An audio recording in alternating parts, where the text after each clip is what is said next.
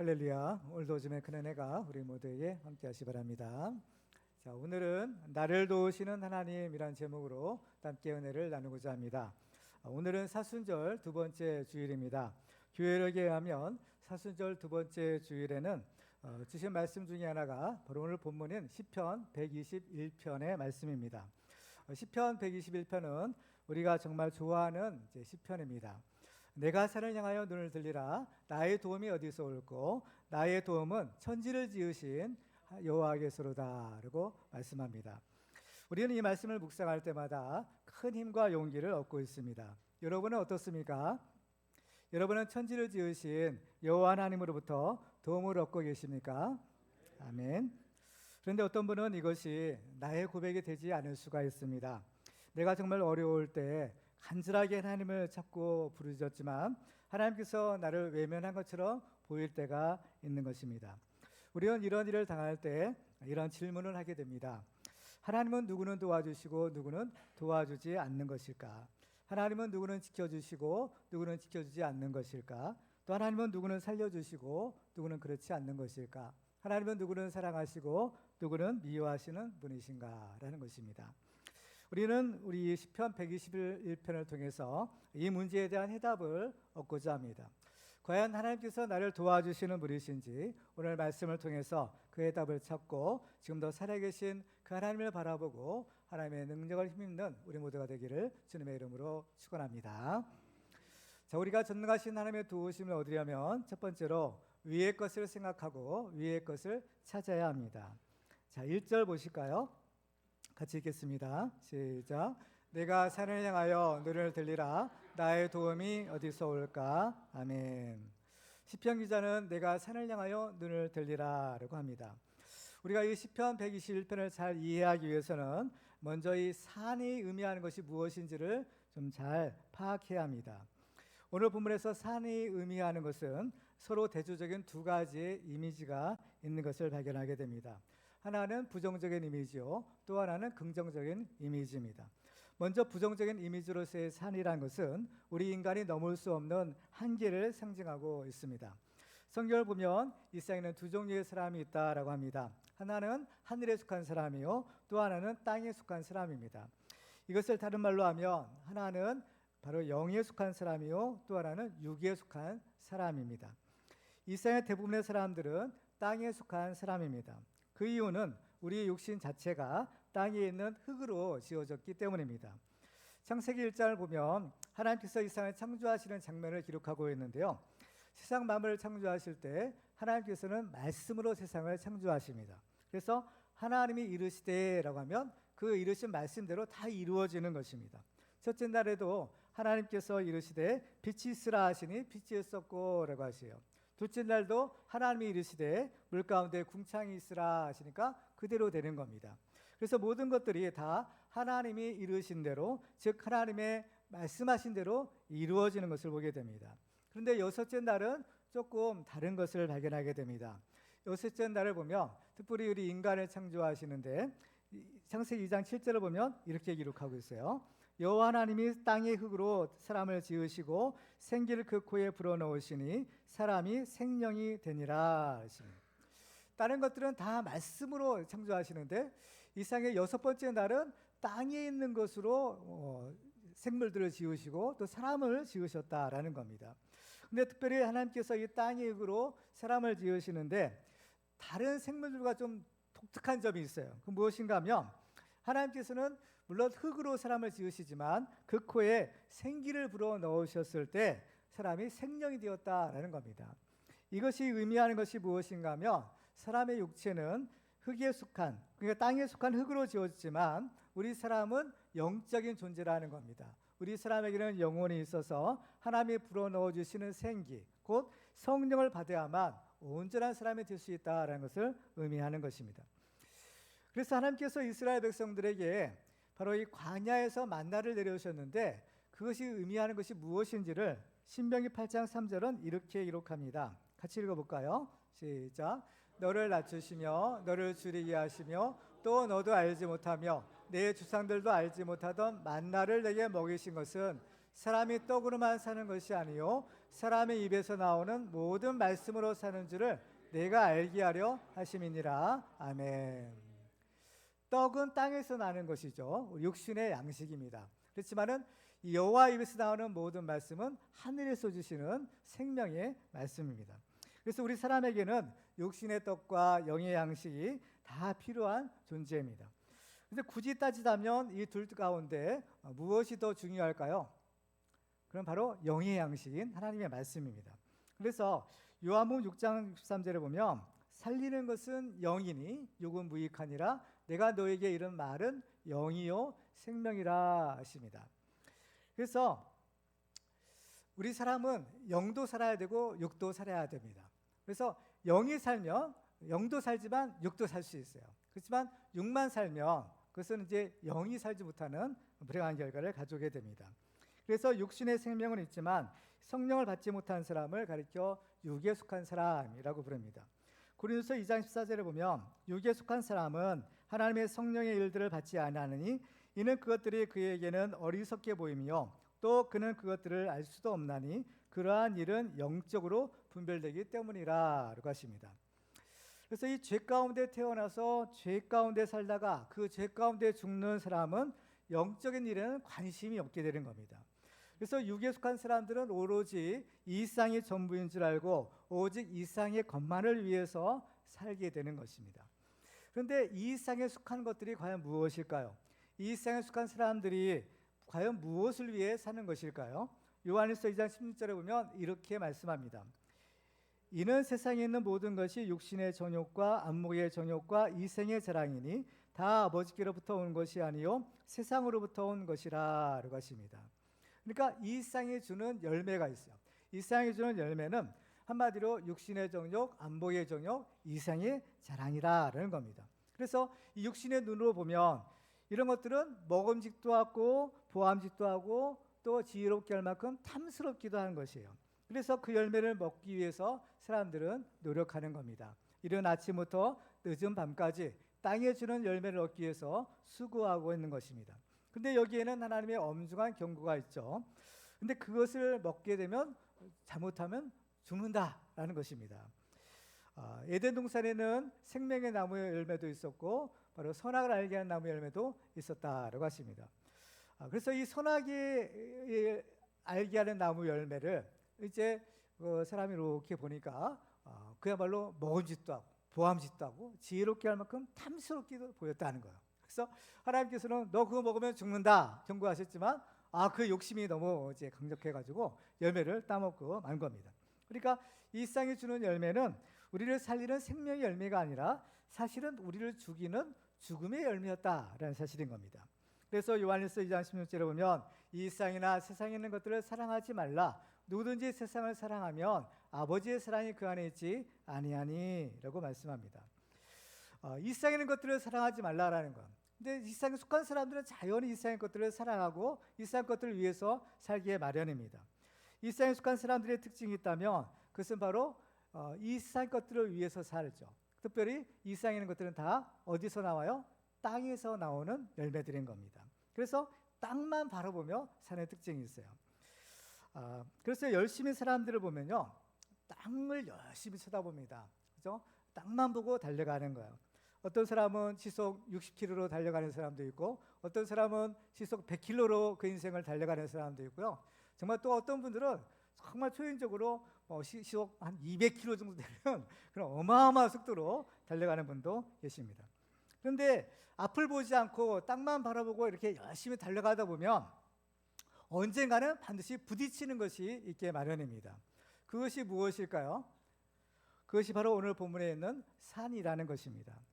지구의 표면은 평탄한 평지로만 이루어지는 것이 아니라 깊은 골짜기도 있고 또 작은 산, 언덕이나 또는 높은 산도 있는 것입니다.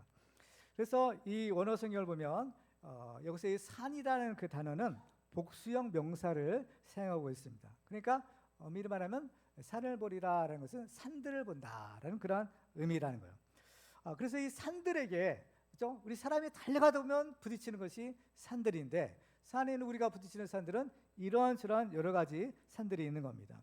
그래서 어떤 사람은 건강이라는 산에 부딪히고, 또 어떤 사람은 재물이라는 산에 부딪히기도 하고, 또 어떤 사람은 자녀의 산에 부딪히기도 하는 겁니다. 그런데 이러한 산들은요, 우리가 어느 정도 노력하면 다 극복하고 넘어갈 수도 있는 산들이에요. 근데 사람이 아무리 노력해도 도무지 넘지 못하는 산이 있습니다. 그 산이 무엇인가 하면 바로 죽음이라는 산입니다. 그런데 사람이 이렇게 달려가는 속도가 빠르면 빠를수록 그 받는 충격도 그에 비례해서 커지는 것을 보게 됩니다. 사실 이 산에 부딪히는 사람들을 가만히 보면 이 세상에서 열심히 살았던 사람들이에요. 이른 아침부터 늦은 저녁까지 오직 땅만 바라보고 달리는 것입니다. 그렇지만 그 마지막은 어떤가요? 결국은 부딪힘이 있고 깨짐이 있고 파멸에 이르게 되는 겁니다. 그래서 이런 사람들을 가리켜서 성실한 바보라고 부릅니다. 이것이 바로 이 세상에 주는 유혹이요 함정입니다. 근데 어리석은 사람들은요, 그것을 깨닫지 못합니다. 그러면 언제 깨닫게 되는 것일까요? 부딪혀 볼 때인 겁니다. 그렇죠? 태산 같은 한계에 부딪혀서 헛된 꿈이 깨어지고 절망해 보아야만 비로소 속았다라는 그러한 사실을 깨닫게 되는 것입니다. 그런데 이러한 깨달음이 있을 때에는 이미 건강도 잃어버리고 또 재산도 잃어버리고 인생의 실패를 경험했을 때입니다. 그리고 더 중요한 것은 이미 지나간 세월들은 다시 돌이킬 수 없다라는 것입니다. 정말 안타까운 사실은 세상에는 이러한 사람들이 너무나 많다라는 것입니다. 이 사람들은 어디 특별하게 나쁜 짓을 한 것이 아닙니다. 그저 성실하게 열심히 살았을 뿐입니다. 그렇지만 결과적으로 보면 이 사람들은 똑똑한 바보요, 성실한 바보요, 또 착한 바보가 되고 마는 것입니다. 그래서 성경은 우리에게 이렇게 교훈합니다. 전도서 12장 1절과 2절을 같이 읽겠습니다. 시작. 너는 청년의 때에 너의 창조주를 기억하라. 곧 곤고한 날이 이르기 전에 나는 아무 낙이 없다고 할 해들이 가깝기 전에 해와 빛과 달과 별들이 어둡기 전에 빛 위에 구름이 다시 일어나기 전에 그리하라. 아멘. 청년의 때에 너희 창조주 하나님을 기억하라 합니다. 우리는 열심히 사는 것도 중요합니다. 그러나 더 중요한 것은 바르게 사는 것입니다. 우리는 착하게 사는 것도 중요합니다. 그러나 그보다 더 중요한 것은 하나님을 경외하며 사는 것입니다.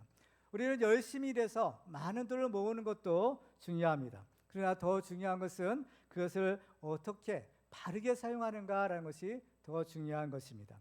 여러분은 어떻습니까? 여러분은 여러분의 인생을 열심히 달려오셨습니까? 잘하셨습니다. 우리가 이번 사순절을 맞이해서 해야 할 일은 우리의 삶을 한번 돌아보는 것입니다. 지금까지 우리가 바르게 살았는지를 한번 점검해 보는 것입니다. 그래서 우리에게 주시는 귀한 말씀이 있습니다. 그것은 바로 골로새서 3장 1절과 2절의 말씀입니다. 같이 읽겠습니다. 시작. 그러므로 너희가 그리스도와 함께 다시 살리심을 받았으면 위의 것을 찾으라. 거기는 그리스도께서 하나님 우편에 앉아 계시느니라. 위의 것을 생각하고 땅의 것을 생각하지 말라. 아멘. 예수 믿고 구원받은 우리들은 하나님의 자녀가 되었고 이제 우리들은 이 세상에 속한 사람이 아니라 바로 저 하늘에 속한 사람입니다. 우리가 돌아가야 될 영원한 본향은 바로 하나님 나라인 것입니다. 그러므로 우리는 항상 위의 것을 생각하고 위의 것을 찾으시기를 주님의 이름으로 축원합니다. 자, 두 번째로 우리가 전능하신 하나님의 도우심을 얻으려면 믿음의 눈을 들어 하나님을 바라보아야 합니다. 자, 1절을 다시 한번 보시겠습니다. 내가 산을 향하여 눈을 들리라. 나의 도움이 어디서 올까? 자, 오늘 본문의 시편 121편을 잘 이해하기 위해서는 이 산이 의미하는 것이 무엇인지를 알아야 한다라고 했습니다. 산이 의미하는 두 번째 의미는 긍정적인 이미지로서의 산인데요. 이것은 바로 하나님이 계신 시온산을 의미합니다. 이 시온산은 하나님의 임재의 상징적인 초소인 성전이 있는 산이 시온산입니다. 따라서 시편 기자가 내가 산을 향하여 눈을 들리라 라는 말은 그 시온산 위에 세워진 성전을 바라보는 것이고 또 그 성전 안에 계신 하나님을 바라보겠다라는 뜻인 겁니다. 이 시편 121편의 표제가 있어요. 소위 말하는 제목이죠. 그 제목이 무엇인가요? 성전에 올라가는 노래, 그죠? 이 제목이에요. 그런데 이 시는 누가 지었는지 또 언제 지었는지는 알 수 없는 시입니다. 그러니까 작자 미상의 시인 거예요. 그래서 학자들은 이 시편을 두 가지로 해석하고 있는 것을 보게 됩니다. 하나는 이 시는 어떻게 지어졌느냐? 이 시는 이스라엘 사람들이 이제 절기를 지켜요. 명절이죠. 절기를 지키려면 온 땅에 이제 흩어졌던 사람들이 이 절기 때 성전이 있는 예루살렘을 향하여 순례길을 떠납니다. 그래서 그 순례길을 떠나는 순례자들이 바로 부르는 노래가 이제 시편 121편이다라고 보는 거예요. 또 한 가지 해석이 있는데 이것은 이스라엘 백성들이 나라가 망한 적이 있었어요. 바빌론의 나라가 망해서 70년간 포로 생활을 합니다. 그런데 하나님의 은혜로 이제 포로에서 이제 해방될 때가 있었어요. 고레스 칙령이 내려져서 이스라엘 사람들은 다 고국으로 돌아가서 성전을 건축하라라는 그런 고레스 왕의 명령이 내려졌을 때 그 포로로 끌려갔던 이스라엘 백성들이 다시 이스라엘 향해서 이제 순례의 길을 떠났던 그러한 적이 있었어요. 근데 그때 이제 예루살렘을 향해서 돌아오는 포로들이 부르는 노래가 바로 이 시편 121편이다라고 이렇게 보는 것입니다. 첫 번째나 두 번째나 모두 오랜 이 순례 여정길에서 마침내 그 성전이 있는 시온산이 보였을 때 그 기쁨과 감격이 어떠했을까요? 미가서 4장 1절과 2절에 보면 이 마지막 날에 이 하나님의 성전에 대해서 이렇게 기록합니다. 끝날이 이르러는 여호와의 전에 산이 산들의 꼭대기에 굳게 서며 작은 산들 위에 뛰어나고 민족들이 그리로 몰려갈 것이라. 곧 많은 이방 사람들이 가며 이르기를 오라 우리가 여호와의 산에 올라가서 야곱의 하나님의 전에 이르자. 그가 그의 도를 가지고 우리에게 가르치실 것이라. 우리가 그의 길로 행하리라 하리니 이는 율법이 시온에서부터 나올 것이요 여호와의 말씀이 예루살렘으로부터 나올 것임이라. 아멘. 그렇습니다. 이 산들의 이미지가 첫 번째가 인간이 극복할 수 없는 근본적인 한계라고 했습니다. 이러한 산에 부딪혔을 때 우리는 좌절하고 낙심하게 됩니다. 그렇지만 우리가 인생의 실패를 경험한 그 자리에서 우리는 좌절하고 있을 것이 아니라 우리의 눈을 들어 산 위를 쳐다보는 것입니다. 그래서 시편 기자는 내가 산을 향하여 눈을 들리라 라고 말합니다. 여기서 중요한 단어가 바로 눈을 든다라는 단어입니다. 지금까지는 우리의 눈이 땅만 바라보고 다닌 겁니다. 그렇지만은 땅만 보고 다니다가 태산과 같은 문제를 만나게 돼요. 그래서 그때 깨닫게 되는 것입니다. 이 땅에서는 이 문제를 해결할 수가 없구나라는 사실을 깨닫는 거죠. 그래서 누구를 생각하는 겁니까? 하나님을 생각하시는 거예요. 그 하나님이 어디에 계십니까? 높은 산들 위에 바로 그 성전 위에 계시더라라는 겁니다. 그래서 위의 것을 바라보는 거예요. 바로 다른 말로 하면 앙망한다, 또 바란다, 기도한다라는 것입니다. 그래서 이제 시편 기자가 태산 같은 문제를 만났을 때 비로소 그는 그의 눈을 들어서 위에 계신 하나님을 쳐다보는 겁니다. 그 하나님이 어떤 하나님이세요? 2절 말씀이에요. 같이 읽어볼까요? 시작. 나의 도움은 천지를 지으신 여호와께서로다. 아멘. 그렇습니다. 그러니까 첩첩산중이라는 말이 있죠. 산 넘어 산이라는 말도 있습니다. 그러니까 이 세상에서는 우리가 만나는 이런 많은 어려운 산들이 수도 없이 많아요. 그렇지만 아무리 이 험한 산들이 우리를 겹겹이 에워싼다 하더라도 우리에게는 열려있는 곳이 있는 겁니다. 그것이 어디예요? 바로 위인 거예요. 하늘인 겁니다. 사방이 둘러막혔어도 그죠? 위에는 뚫려 있는 겁니다. 하늘이 열려 있는 거예요. 그 하늘에 누가 계세요? 하나님이 계시는 겁니다. 그 산들 위에 우리 하나님이 계셔서 바로 이 세상을 다스리고 계시는 거죠. 그렇기 때문에 우리는 이 실패의 자리에서 해야 될 일은 우리의 눈을 드는 겁니다. 우리의 눈을 들어서 지금도 살아계시고 이 세상을 다스리시는 그 만왕의 왕이신 하나님을 바라보는 거예요. 그 하나님을 바라본다라는 것은 그 하나님께 기도한다라는 것이겠죠. 그렇기 때문에 우리가 하나님께 기도하면 하나님께서 우리를 반드시 도와주십니다. 우리에게 이 어려움을 이길 수 있는 힘도 주시고 또 피할 길도 열어주시는 거예요. 그래서 이사야 40장 28절 이하에 보면 이렇게 말씀합니다. 한번 같이 읽어볼까요? 시작. 너는 알지 못하였느냐? 듣지 못하였느냐?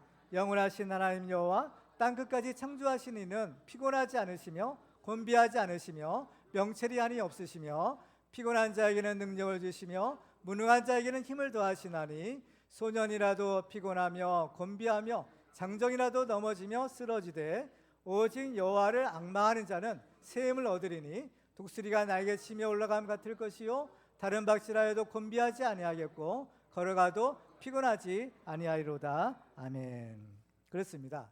그 때문에 우리들은 문제를 만났을 때 그 문제만 바라보면 안 됩니다. 그러면 우리는 무엇을 바라봐야 될까요? 바로 우리가 바라보아야 될 분은 그 문제 너머에 계시는 바로 하나님을 바라보는 것입니다. 문제는 어려운 것이지만 또한 이 문제가 주는 유익도 있어요. 그것은 바로 우리로 하여금 그 문제 너머에 계시는 그 하나님을 바라보게 한다라는 것입니다. 사실 하나님은 항상 우리와 함께하고 계시는 거예요. 그렇죠? 예수님도 뭐라고 하셨어요? 임마누엘의 약속을 하시잖아요. 마태복음 28장 20절 같이 읽어볼까요? 시작. 화면에 띄워주세요. 시작. 볼지어다 내가 세상 끝날까지 너희와 항상 함께 있으리라 하시니라. 아멘. 내가 너희와 항상 함께 있다. 그러면 예수님은 지금 어디 계시나요? 우리와 함께 계시는 거예요. 예수님이 여러분과 함께 계심을 믿으십니까? 예수님이 보이세요? 보이진 않죠. 우리와 함께 하시는데 왜 우리는 예수님을 볼 수도 없고 또 예수님이 우리와 함께 있다는 것을 잘 깨닫지 못하는 것일까요? 사실 우리 눈에는 여러 가지 것들이 예수님을 바라볼 수 없게 만드는 것들이 있는 겁니다. 특별히 성경을 보면 우리 눈에 뭐가 있다고 했어요? 비늘 같은 것들이 있다고 했죠. 사도 바울도 비늘들이 있었어요. 근데 있는지조차도 모르고 살았죠. 그렇죠? 그러면 우리의 눈에 이 비늘들이 떨어져야만 우리가 모든 것을 바로 볼 수 있고 또 영적인 세계도 볼 수 있는 겁니다. 그러면 우리의 눈에서 이 비늘들이 언제 떨어질까? 바울의 경우를 보면 예수님을 만났을 때, 부활하신 예수를 만났을 때 그의 눈에서 비늘들이 떨어지는 겁니다. 그래서 예수를 만난 사람들이 받는 축복이 있어요. 그것은 무슨 축복인가 하면 바로 우리 눈에서 비늘들이 떨어지는 축복을 주시는 겁니다. 우리 눈에 비늘들이 떨어질 때 우리는 비로소 우리 영적인 눈이 열리고 믿음의 눈이 열릴 수 있는 겁니다. 그래서 이 믿음의 눈이 열리게 되면 세상을 바라보는 관점이 이제 달라지게 되는 겁니다. 왜냐하면 세상 사람들이 볼 수 없는 것을 볼 수 있기 때문인 겁니다. 엘리사의 사환이 엘리사가 도단성했을 때 그 아람 군대를 보고 두려워 떨었다고 했어요. 그렇지만 엘리사는 담대했습니다. 그래서 오히려 하나님께 기도하죠. 이 사환의 눈을 열어서 보게 하옵소서. 하나님께서 열어주시니까 신기한 것들을 보게 되는 거예요. 하나님이 천군천사 보내셔서 이 불말과 불병거가 엘리사를 겹겹이 포위하고 있었다는 겁니다. 그러니까 엘리사는 그것을 보았고 엘리사의 사환은 보지 못한 거예요. 그러니까 보는 엘리사는 어때요? 담대한 겁니다. 걱정할 것이 없는 거죠. 그깟 아람 군대 수십만 명, 몇백만 명이 와도 어떻게 하나님의 천군천사를 당해낼 수 있겠어요? 그렇죠? 그렇습니다. 사실 우리는 우리의 문제를 보는 관점을 좀 달리해야 되는 겁니다. 우리가 우리의 문제만 바라보고 이 문제를 우리가 해결하려 하면 이 문제를 해결할 수도 없고 우리는 그 문제에 치여 죽을 수밖에 없는 겁니다. 그렇죠? 그러니까 지금 이제 땅만 바라보고 달려가던 사람이 어디에 부딪힌다고 했어요? 산에 부딪힌다고 했습니다. 산과 사람이 부딪히면 누가 깨질까요? 사람이 깨질까요? 산이 깨질까요? 당연히 사람이 깨지죠. 그렇죠? 사람이 깨질 수밖에 없는 겁니다. 사람이 그 산을 당해낼 수가 없는 겁니다. 그렇죠? 당해낼 수가 없는. 그런데 이 산을 깨뜨릴 수 있는 방법이 있어요. 뭐냐? 그건 내가 이 산을 상대하는 것이 아니라 하나님께서 이 산을 상대하도록 하는 겁니다. 어떻게 해요? 이게 기도의 능력인 겁니다. 하나님께 기도해서 이 산을 내가 상대하는 것이 아니라 하나님께서 상대해 주시도록 맡기는 거예요. 그러면 이 문제는 누구의 문제가 돼요? 나의 문제가 아니라 하나님의 문제가 되는 겁니다. 자, 그러면 하나님과 산이 서로 부딪혀요. 하나님과 산이 서로 만약에 싸운다 생각해 보세요. 그러면 누가 깨질까요? 하나님이 깨질까요? 산이 깨질까요? 당연히 산이 깨지는 겁니다. 하나님 앞에서 이까지 산 아무것도 아니죠. 이것이 믿음의 능력인 겁니다. 예수님께서는 너에게 겨자씨만한 하나님 믿음만 있어도 이 산을 명하여 저 바다에 던지라. 그러면 그대로 되리라는 거예요. 그렇죠? 하나님의 전능하신 능력 앞에 이까지 산이 문제겠습니까? 이 시편 기자가 고백하는 나의 도움은 어디서 온다고 했어요? 천지를 지으신 여호와께서로다는 겁니다. 이 천하 만물을 지으신 하나님 그 앞에서 이까지 것 사느냐? 아무것도 아닌 겁니다. 이게 믿음의 눈이 떠진 사람과 그렇지 않은 사람의 차이인 겁니다. 믿음의 눈이 떠지면 담대하게 세상을 맞서 이길 수 있는 거예요. 예수님께서는 볼지어다 내가 세상을 이겼노라 라고 하시는 거예요. 담대하라고 말씀하시는 겁니다. 그렇죠? 세상을 이기신 예수님이 우리가 믿는 예수님이신 겁니다. 다윗이 골리앗과 나와 싸우죠. 그렇죠? 다윗이 골리앗과 나와 싸울 때 다들 말립니다. 너같이 어리는 것이 어떻게 해. 그렇죠? 하지만 다윗은 만군의 여호와 이름으로 내가 난다. 만군의 여호와 이름으로. 그러니까 지금 다윗과 골리앗의 싸움은 누구와 누구의 싸움이에요? 하나님과 골리앗의 싸움이 되는 겁니다. 다윗이 싸우면 다윗이 깨지는 거예요. 어떻게 그 골리앗을 이길 수 있겠어요?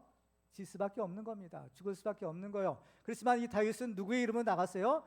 만군의 여호와 하나님의 이름으로 나간 겁니다. 그러니까 이 싸움은 어떻게 해요? 하나님이 싸워주시는 거예요. 하나님 앞에서 하나님과 골리앗이 싸우면 누가 깨질까요?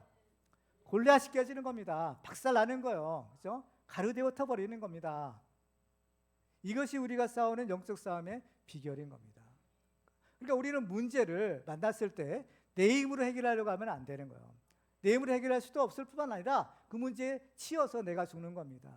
이 문제를 만났을 때는 하나님께 기도하는 거예요. 하나님께 기도해서 하나님 이 문제를 맡아주십시오. 하나님 이 문제를 해결해 주십시오. 하나님이 영광 받아 주십시오. 하나님께 맡기는 거예요. 하나님께서 이 문제를 능히 해결해 주시고 지금도 살아계신 하나님의 능력을 우리로 체험하게 해주시는 겁니다. 그렇습니다. 우리의 이 믿음의 눈이 떠져야만 우리는 비로소 이 순례자의 길을 갈 수도 있는 겁니다.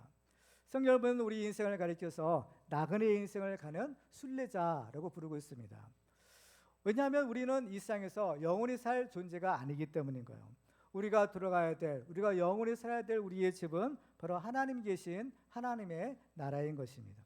그래서 이 세상에는 두 종의 나그네가 있다고 합니다. 하나는 방랑자의 나그네요. 또 하나는 순례자의 나그네인 겁니다. 그래서 방랑자는 어때요? 말 그대로 가야 될 목표가 없어요. 돌아갈 집도 없어요. 그렇기 때문에 말 그대로 이리저리 방황하다가 귀한 인생을 낭비하게 되는 겁니다. 하지만 순례자는 제가 가야 될 분명한 목적이 있고 제가 돌아갈 집도 있죠. 그렇기 때문에 이 순례자는 저 하나님 나라 천성을 향하여 힘차게 걸어가는 겁니다. 비록 그 걸음은 지치고 고날지라도 한 걸음 또 한 걸음 하나님을 향해서 나아가는 것입니다. 여러분은 방랑자이십니까? 아니면 순례자이십니까? 순례자이죠. 힘들고 지칠 때마다 여러분의 눈을 들어서 모든 산들 위에 우뚝 서 있는 그 시온 산을 바라보시기 바랍니다. 그곳에 자정하고 계시고 이 세상을 다스리고 계시는 천지를 지으신 그 여호와 하나님을 바라보시기 바랍니다. 그리고 그 하나님을 기도하시기 바랍니다. 그래서 나의 도움은 천지를 지으신 여호와께서로다라는 이 고백이 나의 고백이요 여러분의 고백이 되고 하나님을 찬양하며 함께 영광 돌리는 우리 무대가 되기를 주님의 이름으로 축원합니다. 마지막으로 우리가 전능하신 하나님의 도우심을 얻으려면 나의 영혼을 지키시는 하나님을 믿어야 합니다. 시편 기자가 고백하는 하나님은 어떤 분이시냐? 이 하나님은 우리를 지키시는 하나님이시라고 하십니다. 시편 120편이 1절로 8절까지 이루어졌는데요. 이 짧은 이 시편에서 하나님은 우리를 지키신다라는 표현이 여러 번 등장합니다. 3절 볼까요? 3절 같이 읽습니다. 시작. 여호와께서 너를 실족하지 아니하게 하시며 너를 지키시는 이가 졸지 아니하시리로다. 아멘. 시편의 구절을 보면 1절과 2절은 주어가 다 나로 이루어졌어요. 그렇죠? 그래서 내가 산을 향하여 눈을 들리라. 또 나의 도움은 천지를 지으신 여호와께서로다. 그런데 3절부터 마지막 8절까지는요. 주어가 내가 아니라 여호와 하나님이세요.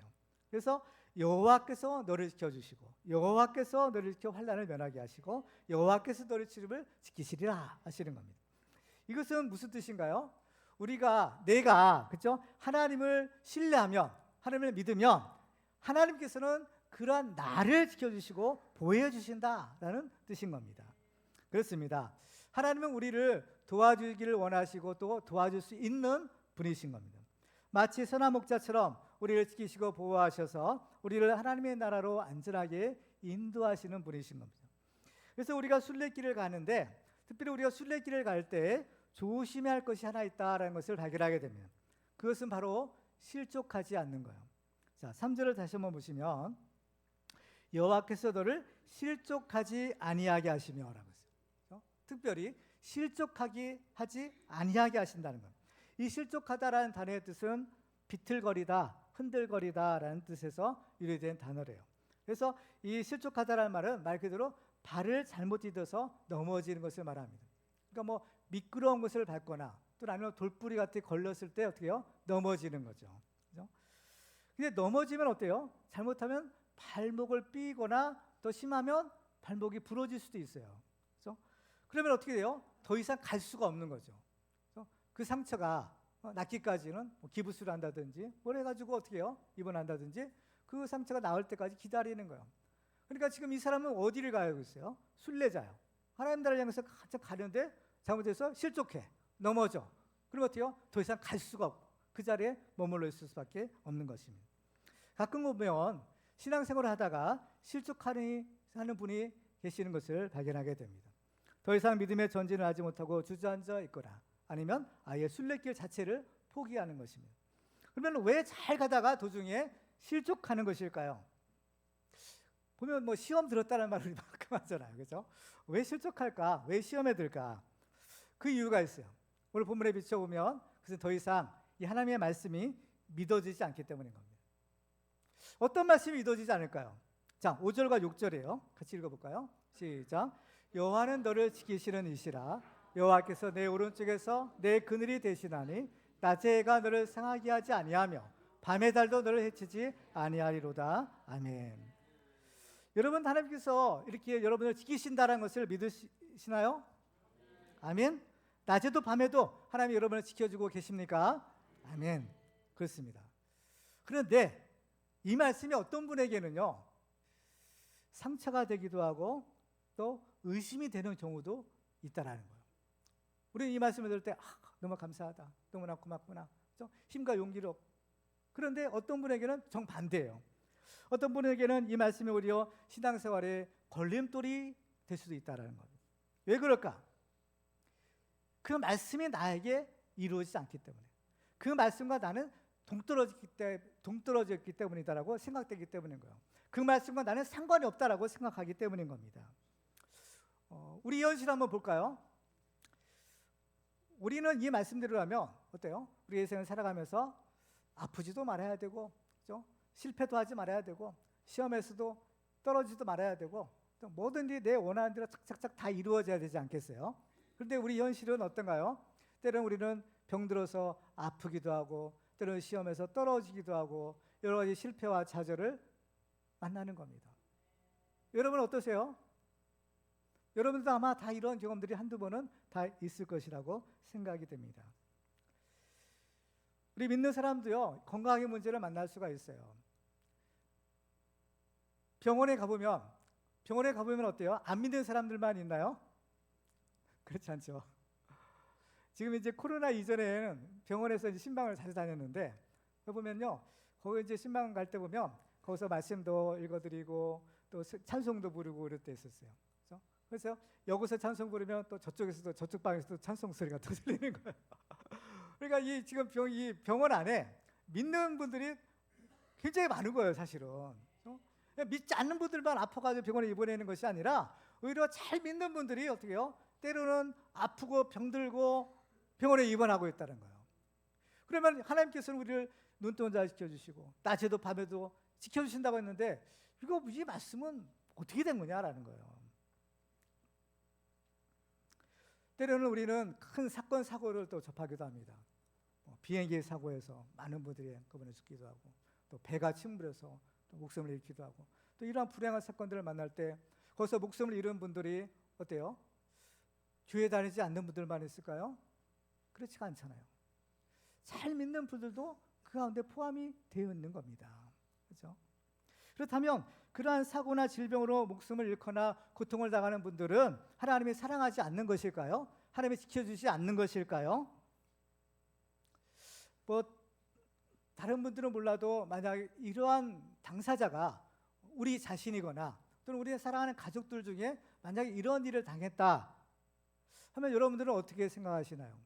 분명히 하나님께서는 말씀으로는 지켜주겠다, 보호해주겠다, 환난을 면하게 해주겠다 했었는데 실상 우리의 삶 가운데는 이러한 환난도 당하고 고통도 당하고 어려움도 당하는 것이 우리의 실상인 겁니다. 어떤가요? 우리는 바로 이런 일을 당할 때 실족하기가 쉬운 겁니다. 아무리 믿음이 좋은 사람도 막상 이런 일을 당하고 나면 어때요? 의심이 생길 수밖에 없는 거죠. 말씀이 믿어지지 않을 수 있는 겁니다. 그 말씀과 나는 상관이 없어. 말씀은 말씀이고 나는 나야. 이렇게 말씀과 우리의 삶이 서로 이렇게 괴리가 될 때가 있는 거예요. 여러분 어때요? 여러분의 인생길에서 이러한 경험을 해보지 않으셨어요? 제가 아는 많은 분들을 보면 누구나 이러한 아픔과 상처를 갖지 않는 분이 없는 겁니다. 저도 마찬가지고요. 그러면 왜 우리의 현실과 하나님의 말씀이 다르다라고 생각되는 것일까요? 우리는 이 문제의 답을 바로 오늘 본문인 시편 121편에서 찾아볼 수 있어요. 자, 우리가 7절과 8절에 우리가 주목해 보는 겁니다. 자, 7절 먼저 볼까요? 같이 읽습니다. 시작. 여호와께서 너를 지켜 모든 환난을 면하게 하시며 또 내 영혼을 지키시리로다. 아멘. 자, 여호와께서 너를 지켜 모든 환난을 면하게 하신대요. 면하게 하신다는 뜻은 뭡니까? 환난을 당하지 않겠다는 거죠. 환난 자체를 당하지 않겠다 하시는 겁니다. 그런데요, 이 성경 번역에 오류가 있어요. 원어 성경을 보면 면하게 하시고라는 단어가 없어요. 이게 번역상의 오류예요. 그래서 이 문장을 직역을 하게 되면 여호와께서 모든 환난으로부터 너를 지키시고 그는 너의 영혼을 지키실 것이다 라고 합니다. 그러니까 환난 자체를 면하게 하시는 것이 아니라 모든 환난으로부터 너를 지키신다라는 것이에요. 그렇죠? 그러니까 우리 믿는 성도라고 해서 환난 그 자체가 면제되는 것이 아니라는 겁니다. 오히려 잘 믿는 성도일수록 더 많은 어려움과 고난을 당한다라고 말씀하세요. 그런데 중요한 것은 우리가 환난을 당하지만 하나님은 우리를 그 환난으로부터 지켜주신다라는 거죠. 그렇기 때문에 우리는 환난을 당하지만 담대할 수 있는 것은 하나님이 우리로 하여금 그 환난을 이길 수 있는 힘을 주시기 때문인 겁니다. 그렇죠? 그러니까 하나님은 우리에게 환난 자체를 면제시켜 주는 것이 아니라 오히려 환난을 이길 수 있는 힘을 주신다는 거예요. 그렇죠? 여러분은 어떤 것이 더 좋은가요? 환난 자체를 면제해 주는 것이 더 좋아요? 아니면 환난이 당하지만 그 환난을 이길 수 있는 힘을 주는 것이 더 좋아요? 후자예요. 후자. 그렇죠? 왜냐? 이 환난은 언제든지 닥칠 수 있기 때문인 거예요. 그때마다 물론 뭐 면제해 줄 수도 있어요. 그렇지만 문제는 뭐예요? 우리의 신앙이 여전히 어린아이의 단계예요. 우리의 신앙은 환난과 고난을 극복해야만 성장할 수 있는 것, 승수할 수 있는 겁니다. 그래서 하나님께서는 이러한 환난을 허락하시는 거예요. 그렇죠? 왜? 우리의 유익을 위해서. 그렇죠? 그렇기 때문에 이러한 우리가 당하는 환난은 일종의 훈련 같은 거예요. 그래서 오늘 본문에서 환난이라는 단어는요, 불행이라는 뜻도 있지만 또한 훈련이라는 뜻도 있는 단어인 겁니다. 그래서 이 환난 자체라는 뜻이 뭐예요? 훈련이라는 뜻이 들어있어요. 그래서 우리가 환난 당한다는 것은 뭐예요? 훈련을 받는다는 거예요. 특별히 이 훈련은 아주 어려운 훈련을 의미한대요. 그렇기 때문에 우리가 우리 청년들이 우리 군대 갈 때 보면 바로 부대에 배치받는 것이 아니잖아요. 그렇죠? 먼저는 어때요? 훈련소로 갑니다. 논산훈련소든지 훈련소로 먼저 가서 지금 뭐 육지든지 뭐 이런 펄추든지 훈련을 먼저 받아야 돼요. 근데 훈련의 과정이 굉장히 고되죠. 그렇죠? 어려운 겁니다. 고난의 훈련이에요. 연단이에요. 그래서 훈련 과정을 거쳐야만 비로소 되어 훌륭한 군인이 되는 거예요. 그렇죠? 그렇기 때문에 하나님께서 우리에게 주시는 훈련은, 이 환난은, 이 고난은 결국 우리의 유익을 위한 거예요. 백신과 같은 거예요. 그렇죠? 그래서 고린도서 10장 13절을 보면 이렇게 말씀합니다. 같이 읽어볼까요? 시작. 사람이 감당할 시험 밖에는 너희가 당한 것이 없나니 오직 하나님은 미쁘사 너희가 감당하지 못할 시험 당함을 허락하지 아니하시고 시험 당할 시험에 또한 피할 길을 내사 너희로 능히 감당하게 하시느니라. 아멘. 됐습니다. 그리고 또 하나님께서는 우리 영혼을 지키신대요. 자, 7절을 한번 또 볼까요? 여호와께서 너를 지켜 모든 환난을 면하게 하시며 또 내 영혼을 지키시리라 하시는 거예요. 하나님이 약속하신 것은 우리의 무엇을 지키세요? 내 영혼을 지키신대요. 영혼을 다른 말로 하면 생명이라는 단어입니다. 그렇죠? 그래서 보면 우리가 좀 구별할 필요가 있어요. 뭐냐? 우리 영혼의 생명과 육신의 생명이에요. 우리는 사실 뭐 육신의 생명이든 영혼의 생명이든 잘 구별하지 않죠. 그렇지만 엄밀하게 구별해야 될 수가 있어요. 만약에 육신의 생명과 영혼의 생명 둘 중에 하나만 선택해야 된다라고 한다면 여러분은 어떤 것을 선택하고 싶으세요? 영혼의 생명이요. 그렇죠. 당연하게 영혼의 생명입니다. 왜 그럴까요? 육신의 생명은요, 일단은 한계가 있어요. 아무리 오래 살아봤자 100살 넘기기 어려운 겁니다. 그렇죠? 끼케야 100살이에요. 많이 살아야 100살인 겁니다. 육신의 생명은. 그런데 영혼의 생명은 영원한 거예요. 그렇죠? 그래서 어떻게 해요? 하나님이 우리를 지키시되 영원까지 지키신다라고 하시는 거예요. 자, 마지막 8절 같이 읽을까요? 시작. 여호와께서 너의 출입을 지금부터 영원까지 지키시로다. 아멘. 하나님의 시간이 있어요. 우리의 시간이 있고 하나님의 시간이 있어요. 하나님의 시간은 영원인 겁니다. 그 영원의 시간 가운데 우리를 부르시는 거예요. 그 사람이 주시는 구원도 일시적이거나 이 땅에서의 현세적인 것이 아니라 영원한 하나님 나라의 축복을 주시는 겁니다. 물론 우리가 바라는 것은 하나님께서 우리 육신의 생명도 지켜주시고 우리의 영혼의 생명도 지켜주시는 것이겠죠. 그런데 하나님 우리를 잘 아시기 때문에 만약 둘 중에 하나만 선택해야 된다, 만약 이런 경우가 생긴다면 어떨까요? 영혼의 생명인 거죠. 그래서 성경을 보면 이 세상에서는 오히려 고난을 당하는 것이 유익이다, 복이다라고 하시는 거예요. 로마서 8장 17절 8절 같이 읽어볼까요? 시작. 말씀을 띄워주세요. 시작. 자녀이면 또한 상속자 곧 하나님의 상속자요 그리스도와 함께한 상속자니 우리가 그와 함께 영광을 받기 위하여 고난도 함께 받아야 할 것이니라. 생각하건대 현재의 고난은 장차 우리에게 나타날 영광과 비교할 수 없도다. 아멘. 그렇습니다. 그러니까 어떻게 해요? 그 하나님의 영원한 시간 가운데 보면 하나님께서 우리에게 큰 축복을 주시려고 우리가 이 땅에서 잠깐 고난받는 것, 이것이 오히려 유익이라는 거죠. 그래서 예수님도 그 고난의 십자가를 지셨어요.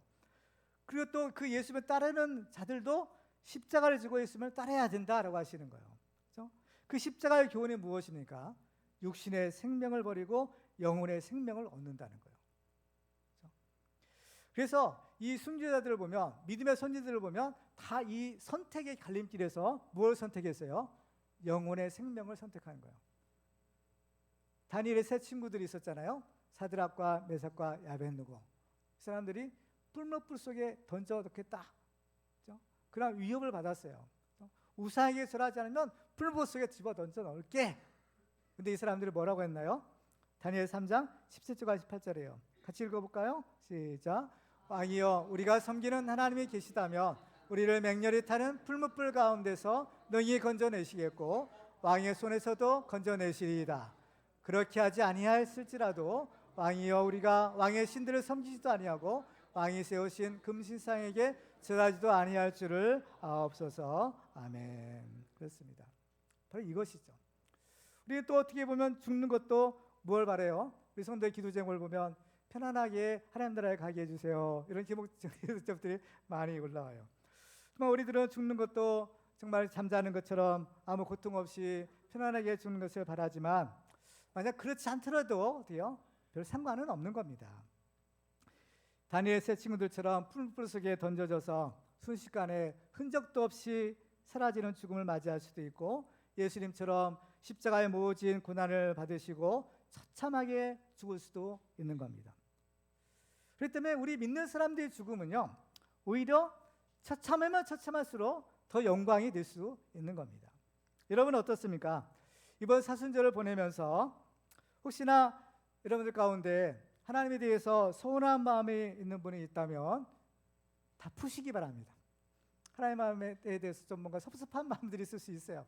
하나님 우리한테 나 이걸 안 해주셨지, 왜 안 고쳐주셨지, 왜 살려주지 않았지, 뭐 이런 마음들이 있을 수 있는 겁니다. 사순절 동안에 이런 서운한 마음들이 있거들랑 다 푸시기 바랍니다. 그리고 또 하나님의 말씀이 믿어지지 않았던 그런 분들이 있다면 다시 말씀으로 돌아가시기 바랍니다. 그래서 우리가 이 하나님을 다시 바라보고 또 하나님 앞에 기도함으로써 정말 천지를 지으신 전능하신 하나님이 바로 나의 하나님입니다. 그 하나님이 나를 도와주셨습니다. 이러한 고백과 찬송으로 하나님께 영광 돌리는 우리 모두가 되기를 주님의 이름으로 축원합니다. 이제 말씀 읽겠습니다. 우리는 우리의 인생길에서 크고 작은 어려운 문제들을 만날 때마다 천지를 지으신 전능하신 하나님, 그 하나님의 도움을 힘입어서 항상 믿음으로 승리하고 하나님께 영광 돌리는 우리 모두가 되기를 주님의 이름으로 축원합니다.